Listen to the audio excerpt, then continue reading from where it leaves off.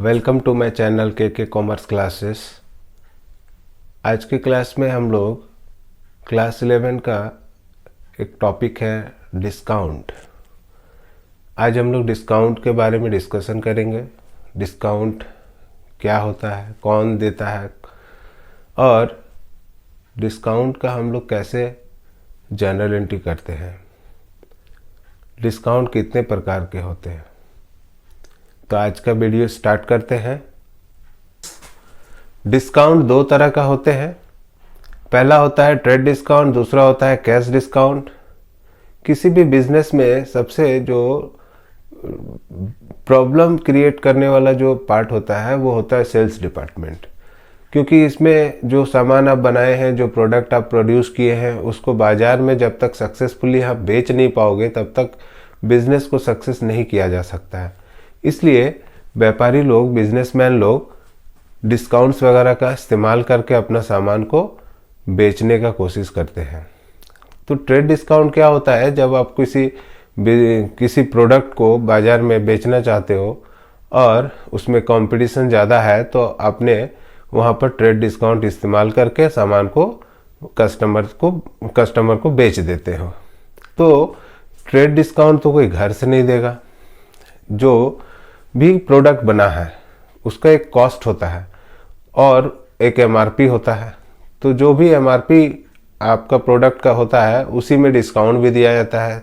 That means आप जो MRP fix करते हो उसमें ज़रूर कुछ ऐसा प्राइस होता है जिसको हम लोग लिस्ट प्राइस भी बोलते हैं, अंकित मूल्य बोलते हैं, जो कुछ ज़्यादा कोट किया हुआ रहता है। तो उस ज़्यादा दाम में जब हम लोग बाजार में उस सामान को लाते हैं तो कस्टमर को लगता है कि ये ज़्यादा दाम है, तो हम लोग उसमें ट्रेड डिस्काउंट देके सामान को इजी वे में बेच लेते हैं। तो ट्रेड डिस्काउंट एक ऐसा डिस्काउंट होता है जिसमें हम लोग डिस्काउंट तो दे देते हैं मगर हम लोग को कुछ पर्सनल लॉस नहीं होता है, क्योंकि हम लोग उसका जो सेल्स प्राइस है उससे ज़्यादा दाम हम लोग उसमें कोट कर देते हैं।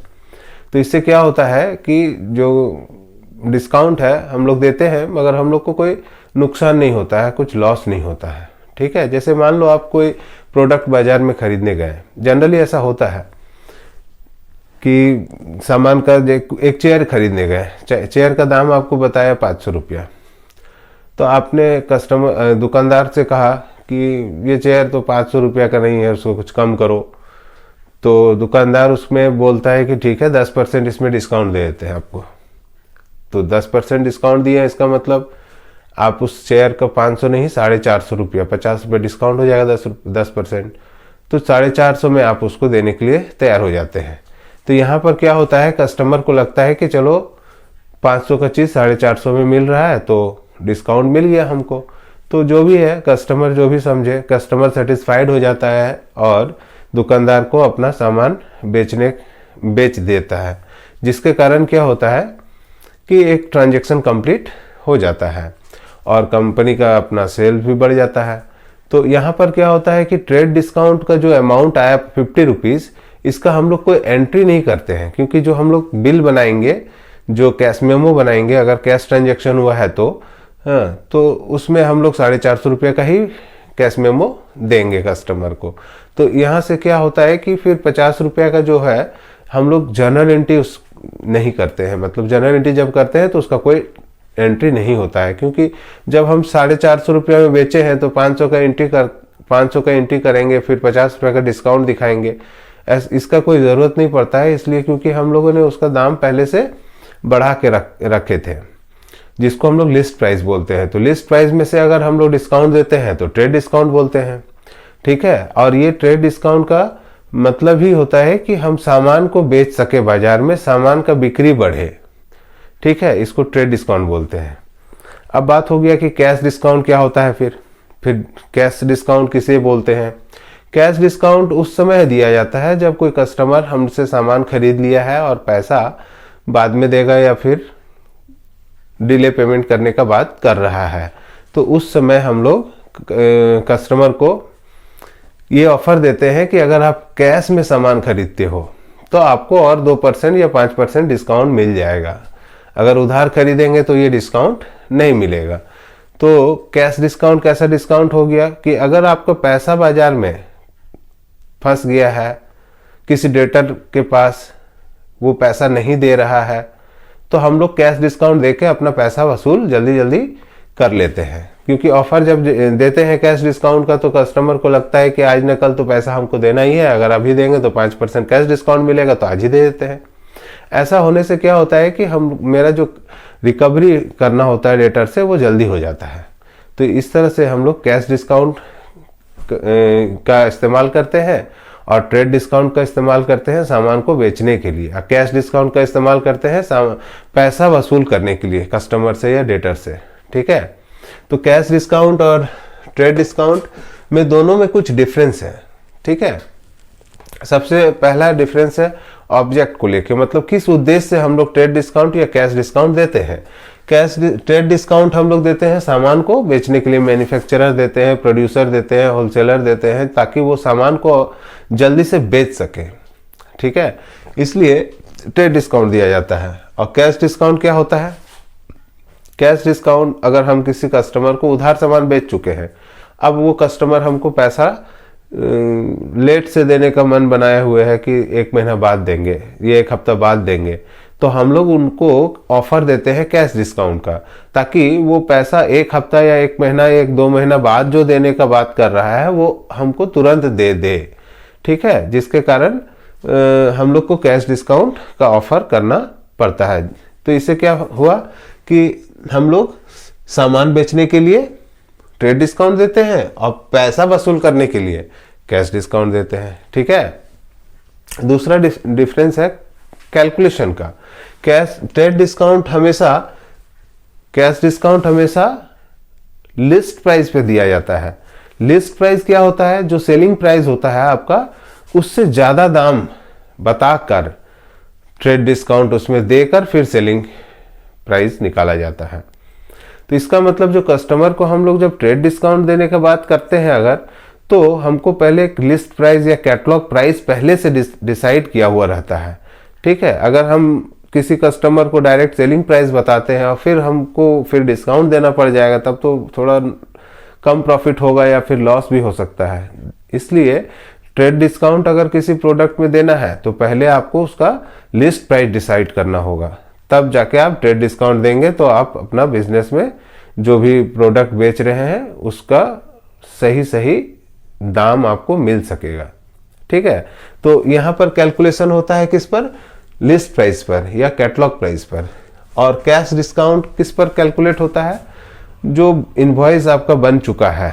इनवॉइस कब बनता है? जब आप उधार माल बेचते हो तब आप जो पेपर डॉक्यूमेंट इशू करते हो उसको इनवॉइस प्राइस बोलते हैं, इनवॉइस बिल बोलते हैं। ठीक है, तो इनवॉइस अगर इशू किए हैं आप तो ट्रेड डिस्काउंट नहीं, उस पर कैश डिस्काउंट देके आप कैश रिकवर करते हो।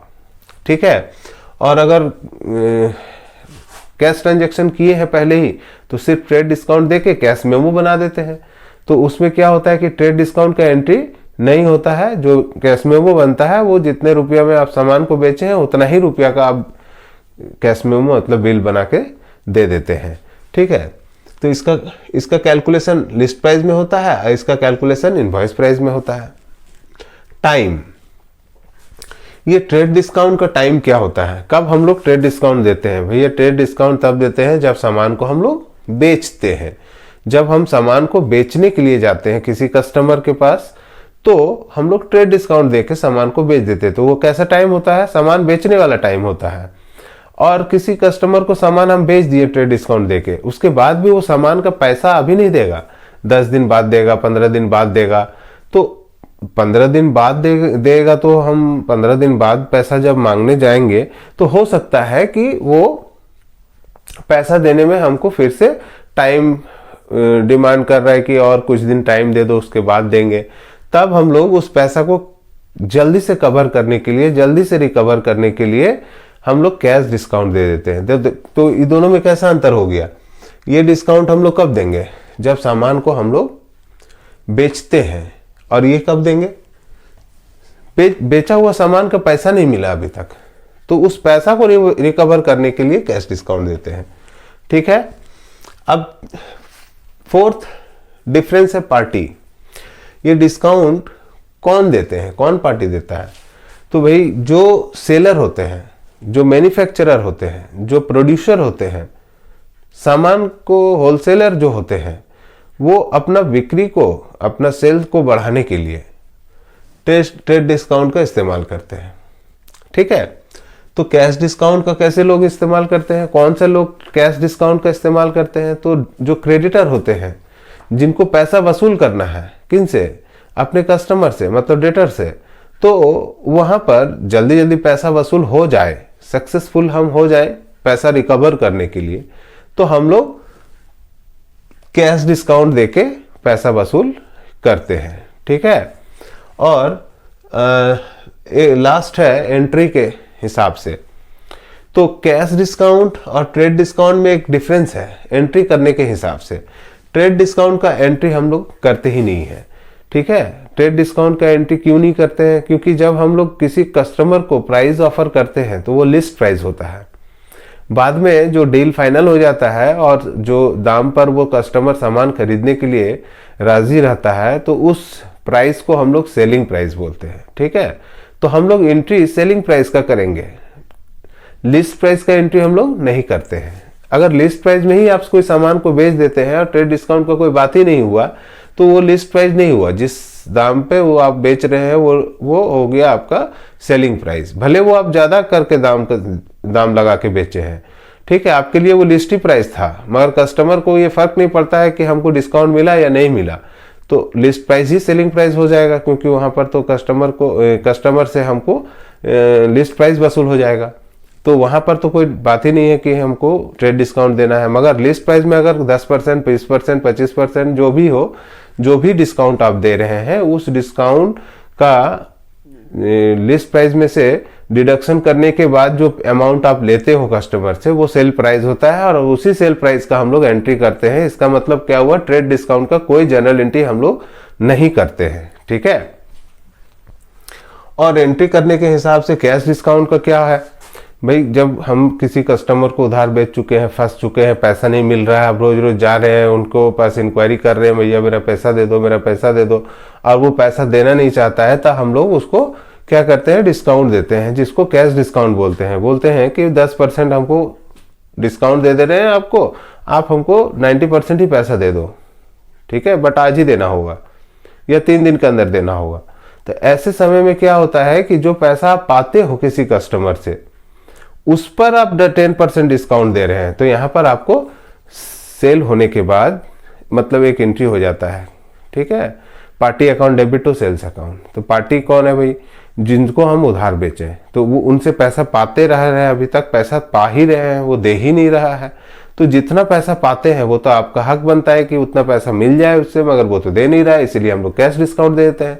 तो मान लो कि 10,000 रुपया का सामान बेचे और वो उनसे हम बार बार पैसा मांग रहे हैं, जो भी वो टाइम मांग रहे हैं हमसे कि इतना तारीख को आपको दे देंगे, इतना तारीख को हम दे देंगे, मगर उतना तारीख को हम लोग को वो पेमेंट मिलता नहीं है। तो हम लोग को क्या करना होता है कि अगर वो पैसा रिकवर करना है आपको, तो कुछ कैश डिस्काउंट को ऑफर करके हम लोग उसका पैसा रिकवर करना चाहते हैं। तो जैसे ही कैश डिस्काउंट देते हैं, तो अगर पार्टी का कैश डिस्काउंट में इंटरेस्ट रहता है, तो वो कैश डिस्काउंट लेने के लिए हमको वो पैसा पे कर देता है। तो इससे क्या होता है कि रिकवरी फ्रॉम डेटर सक्सेसफुल हम लोग कर लेते हैं। इसलिए इसका एंट्री करना होता है, क्योंकि यहां पर जो भी आप कैश डिस्काउंट देंगे ये आपको लॉस पहुंचाएगा। 10,000 का सामान बेचे हैं, 5% छोड़ दिए आप, तो 500 रुपया तो डिस्काउंट दे दिए ना, मगर बिल तो आप बना चुके थे पहले। 10,000 का सामान बेच रहे हैं आपको, हमको 10,000 रुपया लेना है, मगर वो तो दे ही नहीं रहा है ना। आप फिर 5% डिस्काउंट दिए, तब जाके वो 500 रुपया कम हो गया, तब 9,500 रुपया वो हमको देने के लिए राजी हो गया तुरंत, और दे भी दिया। तो इसका मतलब क्या हुआ? 500 रुपया तो कम मिला ना आपको। यहाँ पर क्या होता है? 500 का एंट्री होगा, मगर ट्रेड डिस्काउंट में एंट्री नहीं होता है, कैश डिस्काउंट का एंट्री होता है। बेसिकली ये डिफरेंस था कैश डिस्काउंट और ट्रेड डिस्काउंट में। ठीक है, अब बात रह गया कि इसका जनरल एंट्री कैसे होता है। ठीक है, इसका जनरल एंट्री कैसे होता है वो भी हम लोग डिस्कस कर लेते हैं। तो यहाँ पर कुछ ट्रांजैक्शन को हम यहाँ नोट डाउन करके रखे हैं, जिसको एक्सप्लेन करके हम इसका जनरल एंट्री कैसे हो सकता है बताते हैं आप लोग को। ठीक है, सबसे पहले ट्रांजैक्शन है sold goods to Ashok of the list price of 20,000 at 10% trade discount. देखिए यहाँ पर लिस्ट प्राइस आ गया है, लिस्ट प्राइस आ गया है और साथ में आपको ट्रेड डिस्काउंट भी दिया गया है। तो सबसे पहले तो यहाँ हम देख रहे हैं कि सेल करना है हमको। सेल किसको करना है? अशोक को करना है। यहाँ पर कहीं कैश ट्रांजेक्शन का बात नहीं है, ये क्रेडिट ट्रांजेक्शन है। हम लोग सामान को उधार में बेचे हैं, किसको? अशोक को। तो यहाँ सबसे पहले तो अशोक कौन है? रिसीवर है कि गिवर है? हम उसको सामान बेचे हैं इसलिए वो रिसीवर है। तो हम लोग यहाँ पर एक डेबिट करेंगे, अशोक को रिसीवर बनाएंगे और टू सेल लिखेंगे। बट हम लोग का यहाँ जो लिस्ट प्राइस है वो 20,000 है, मगर 20,000 में सामान बिका नहीं है। सामान कितने में बिका है? सामान बिका है 10% डिस्काउंट में। तो आप इसका पहले सेल प्राइस निकालिए। Sale price equal to list price कितना है? 20,000 इंटू 10/100, 1 2 3 4 इक्वल टू 2,000 आपका क्या निकला? ट्रेड डिस्काउंट निकल गया। तो सेल कितना होगा? सेल प्राइस कितना होगा? सेल प्राइस होगा 20,000 माइनस 2,000 इक्वल टू 18,000। आप यहाँ पर लिखेंगे 18,000। ओके, तो इस तरह से हम लोगों ने देखा कि 20,000 का सामान था मगर हम लोगों ने बेचा उसको 18,000 में। तो एंट्री भी हम लोग 18,000 का ही करेंगे। ओके, नेक्स्ट है Ashok return goods of the list price of 20,000। मतलब अशोक जो सामान खरीदा था अभी 20,000 का, उसी सामान में से 2,000 का लिस्ट प्राइस का, ये 2,000 क्या है? लिस्ट प्राइस, सेल प्राइस नहीं है। तो ये लिस्ट प्राइस है 2,000, ये सामान लौटा दिए। जब हम सामान लिस्ट प्राइस में बेचे नहीं है तो हम लौटाएंगे कैसे लिस्ट प्राइस में? इसलिए जब लौटाएंगे उस समय भी हमको सेलिंग प्राइस का कैलकुलेशन करना होगा। तो यहाँ अशोक क्या था? रिसीवर। अब क्या होगा? गिवर। तो यहाँ 2 लिखो अशोक और डेबिट में क्या लिखेंगे? Sales return.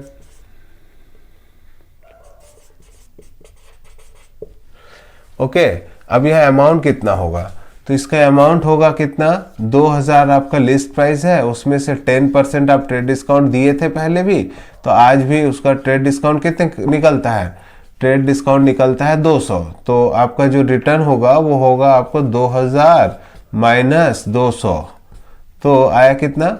1,800। तो यहाँ रिटर्न में हम लोग लिखेंगे 1,800। ठीक है, 2 एंट्री समझ में आ गया। ट्रेड डिस्काउंट, जब हम लोग सामान ट्रेड डिस्काउंट दे के बेचे थे तो हम लोग लौटाएंगे भी, तो लिस्ट प्राइस में अगर लौटाए हैं तो ट्रेड डिस्काउंट माइनस करके ही हम सामान को वापस लेंगे। तो ये एंट्री हो गया 2 ठो। तीसरा एंट्री है कि इसी अशोक से हम लोगों ने कितना पैसा पाते थे? 18,000 रुपया पाते थे। 18,000 में से 1,800 का सामान क्या किया? रिटर्न कर दिया। तो हम लोग अब पैसा कितना पाते हैं ये कैलकुलेट कर लीजिए। 18,000 में आप 1,800 का सामान लौटा देंगे तो आपके पास बचेगा 16,200। ठीक है, और अशोक हमको पेमेंट कर रहा है कितना? 15,000। ठीक है, 15,000 हम लेंगे किससे? अशोक से। बट यहाँ पर जो आप एक वर्ड यूज कर लिया है, in full settlement of his account, मतलब अशोक के अकाउंट में जितना भी पैसा हम लोग पाते हैं वो पूरा सेटल हो चुका है आफ्टर रिसीव ऑफ 15,000। तो आफ्टर रिसीव ऑफ 15,000 मेरा जो भी अकाउंट है अशोक का वो क्लोज हो गया है। इसका मतलब हम लोगों ने अशोक से लेना था कितना? 16,200, मगर वो दे रहा है कितना? मात्र 15,000। तो कितना कम दे रहा है? 16,000 में 15,000 घटा दे तो आपका जो लॉस का फिगर है वो है 1,200 रुपया का। 1,200 रुपया आपको कम वसूल हो रहा है। यहाँ पर आपका क्या हुआ? पैसा जो हम पाते थे अशोक से उसको वसूल करने के लिए कुछ पैसा का हमको डिस्काउंट देना पड़ा। कितना? 1,200 रुपया। इसको बोलेंगे हम लोग कैश डिस्काउंट, क्योंकि सामान पहले ही बेच चुके थे हम लोग इधर और उसका पेमेंट नहीं आया था, तो उसका पेमेंट अब आ रहा है। तो पेमेंट जब अब आ रहा है तो कम आ रहा है, तो जितना कम आ रहा है वो क्या है? Cash discount. ट्रेड डिस्काउंट तो माल बेचने के समय दिए थे और कैश डिस्काउंट हम कैश रिकवर करने के लिए दिए। तो यहां पर who is the giver? Giver अभी है अशोक। और डेबिट का जो लाइन है उसमें आपका आ जाएगा कैश और डिस्काउंट। दो चीज डेबिट होगा। कैश में आपका आएगा 15,000 रुपया और डिस्काउंट में आएगा आपका 1,200 रुपया। टोटल जो हिसाब था अशोक के अकाउंट में वो 16,200 का था। तो इस तरह से हम लोग कैश डिस्काउंट का एंट्री करते हैं। ठीक है, एक और है, ये सब तो क्रेडिट ट्रांजेक्शन पर था। एक है कैश ट्रांजेक्शन पर एक एंट्री हम लिख के रखे हैं जिसमें कैश ट्रांजेक्शन है और ट्रेड डिस्काउंट भी है और कैश डिस्काउंट भी है।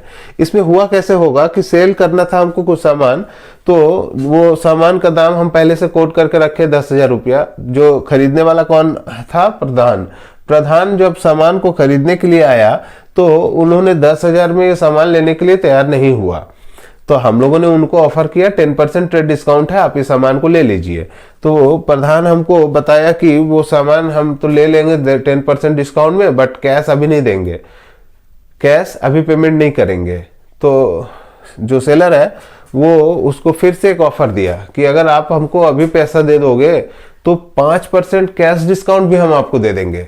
ठीक है, तो इसका एंट्री कैसे करेंगे, चलिए देखते हैं कैसे एंट्री करेंगे। क्योंकि देखो हमको यहाँ पर कैश मिल जाएगा और सेल हो जाएगा, ट्रेड डिस्काउंट भी देना है और कैश डिस्काउंट भी देना है। तो एंट्री कैसे बनेगा? जो सेल करेंगे हम प्रधान को, तो प्रधान का नाम नहीं लिखना है क्योंकि हम लोग को तो कैश मिल जाएगा ना, तो प्रधान का नाम लिखने का कोई फायदा नहीं है क्योंकि पैसा तो दे देगा और सामान ले लेगा, ट्रांजेक्शन कंप्लीट हो जाएगा अभी। तो what's comes in? Cash is comes in debit, साथ में डिस्काउंट होगा, डेबिट टू सेल्स अकाउंट। ये एंट्री बना, कैश कम्स इन हो रहा है, डिस्काउंट आपका लॉस हो रहा है, जो कैश डिस्काउंट है वो लॉस हो रहा है आपका। और ये सब चीज किस लिए हो रहा है ना? सामान बेचने के लिए हो रहा है। पैसा क्यों आ रहा है ना? सामान सेल किए हम इसलिए पैसा आ रहा है, इसलिए ये एंट्री बनेगा। अब इसका अमाउंट कैसे लिखेंगे?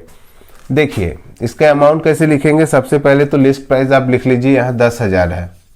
10,000 में ट्रेड डिस्काउंट पहले हटा दीजिए, तो 10,000 में 10% हटाएंगे तो कितना लेस हो जाएगा? 1,000। तो 10,000 में 1,000 लेस करने से मेरे पास जो ड्यूज अमाउंट आता है वो 9,000 है। अब ये 9,000 वो देना नहीं चाह रहा था अभी, तो हमने क्या ऑफर किया कि 5% कैश डिस्काउंट देंगे, तो आपको अभी पैसा दे दीजिए और अपना सामान ले जाइए, हमको 5% डिस्काउंट दे देंगे, आपको कम पैसा लगेगा आपको। तो जो प्रधान था वो रेडी हो गया, बोला और भी कुछ खरीदना है वो बाद में खरीदेंगे, फिर अभी हम आपको पैसा देके सामान ले जाते हैं। तो फिर 9,000 तो वो नहीं देगा ना, क्योंकि 5% और डिस्काउंट देना है। हम खुद बोले हैं, दुकानदार खुद बोला है कि हम आपको 5% कैश डिस्काउंट देंगे। तो चलो कैश डिस्काउंट कैलकुलेट कर लेते हैं। 9,000 तो नहीं लेना है ना, 5% कम लेना है, तो 9,000 का 5% निकाल लेंगे। 9×5=45 में 1 0, 450 रुपया आपको कैश डिस्काउंट हो जाएगा। तो पहले तो हम कैश डिस्काउंट में 450 लिख लेते हैं और सेल जो होता है वो 9,000 का होता है। ठीक है, तो अभी तुरंत प्रधान हमको कितना पैसा देगा? 9,000 में 450 कम देगा, तो 8,550 रुपया वो अभी पे करेगा। तो आप इसको जोड़ के देख लीजिए, 0 0 10 10 का 0 हाथ का 1, 8 और 1 9, 9,000 पूरा हो जा रहा है। तो इस तरह से हम लोग कैश डिस्काउंट और ट्रेड डिस्काउंट का एंट्री करते हैं। ठीक है, तो आज का topic trade discount, cash discount, ये आज का टॉपिक था जो हो गया है। ठीक है, अगर आप चैनल में नए हैं तो चैनल को सब्सक्राइब कर लीजिए।